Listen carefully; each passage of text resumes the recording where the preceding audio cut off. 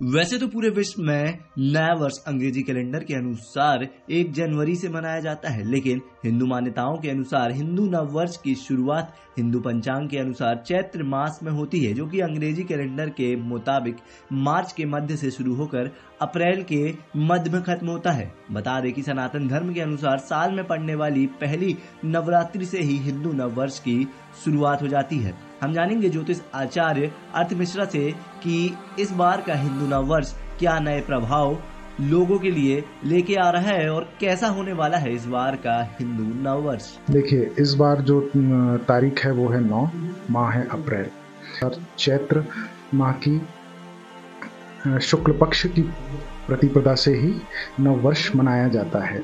भगवान ब्रह्मा ने सृष्टि का प्रारंभ करना शुरू किया था, वो दिन ही साल का पहला दिन है जिसे हम चैत्र शुक्ल पक्ष प्रतिपदा को मनाते हैं।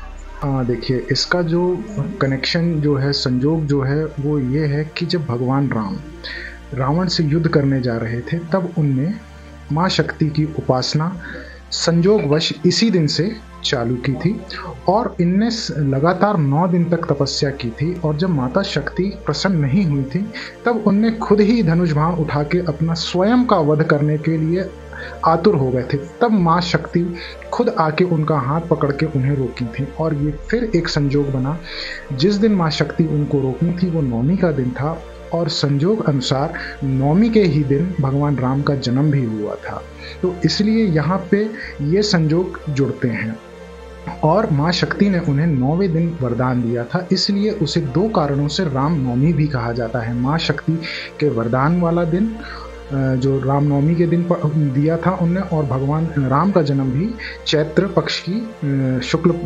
माह शुक्ल पक्ष की नवमी के दिन ही भगवान राम का जन्म भी हुआ था।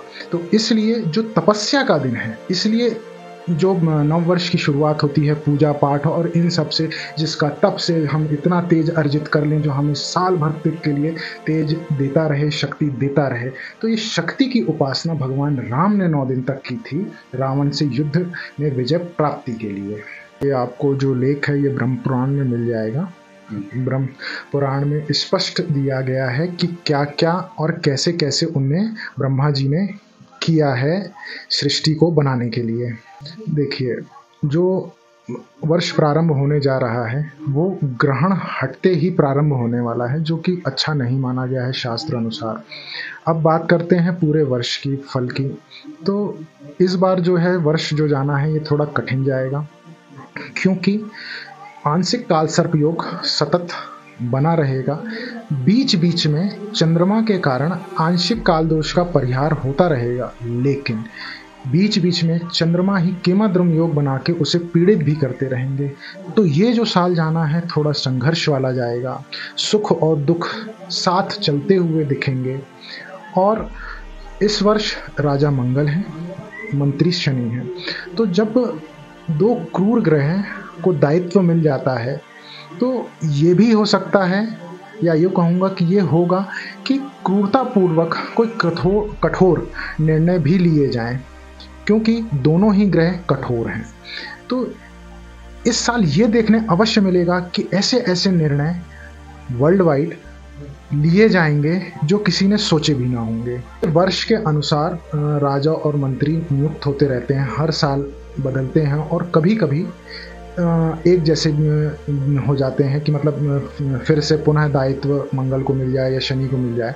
तो ये कई सालों में ऐसा हो जाता है। पंडित जी, आपने बताया कि जिस दिन हिंदू नव वर्ष की शुरुआत हो रही है उस दिन 8 अप्रैल को सूर्य ग्रहण भी शुरू होकर 9 अप्रैल को खत्म होगा।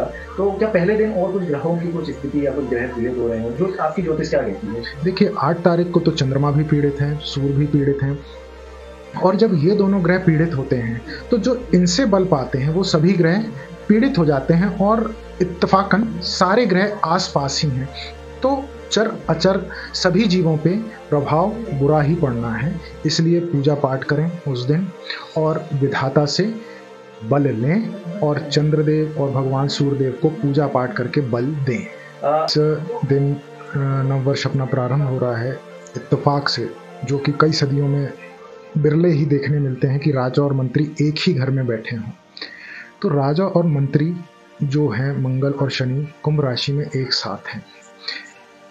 न्याय के देवता के घर में हैं तो इनका न्याय भी तगड़ा होगा, क्योंकि खुद शनि सौग्रही हैं और उनके राजा मंगल कहलाए, जो कि शनि के घर में है। मंगल सेनापति है। सेनापति का सबसे पहला कर्तव्य होता है अपने राजा के लिए लड़ना। अब यहाँ तो ये खुद राजा हैं, तो इसका सीधा सीधा तात्पर्य ये होता है, सेनापति अगर अच्छा है तो वो न्याय करेगा और युद्ध में लड़के जीतेगा। तो निर्णय जो होंगे क्रूरतापूर्वक होंगे और यहाँ पे रहम की गुंजाइश इनके न्याय में फिर नहीं रहेगी।